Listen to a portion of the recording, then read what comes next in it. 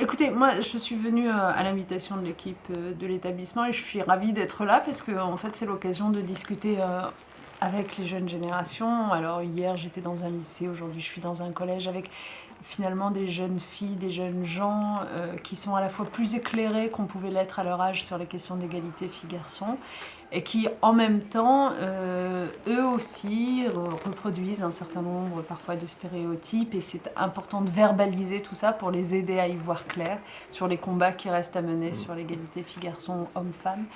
Et donc voilà, c'est la raison pour laquelle j'ai accepté parce que je pense que cette discussion est utile à la fois pour eux mais aussi pour moi. Depuis la fin du mandat de François Hollande, on ne vous voit plus trop dans les médias, sur la place publique. Qu'est-ce que vous devenez? Alors j'ai fait un pas de côté puisque j'ai décidé de rejoindre le secteur privé. Donc je travaille aujourd'hui dans un groupe d'études qui fait des études dans tous les domaines et notamment d'évaluation de politique publique, ce qui est très intéressant. Je m'en occupe pour ce qui me concerne sur un plan international. Donc je travaille beaucoup à l'étranger pour ce groupe. Et par ailleurs, j'ai créé une collection dans une maison d'édition qui s'appelle Fayard, qui est une collection de livres engagés qui donne la parole à des chercheurs pour venir éclairer les débats publics et finalement permettre à l'opinion publique de mieux savoir de quoi on parle à chaque fois qu'on se passionne autour d'un débat, d'une polémique, etc. Et que généralement on est assez peu informé sur le sujet. Donc l'idée c'est de renouer le contact avec les chercheurs qui font progresser aussi nos sociétés. Et qui explique ce pas de côté en politique? On va vous revoir un jour dans le milieu?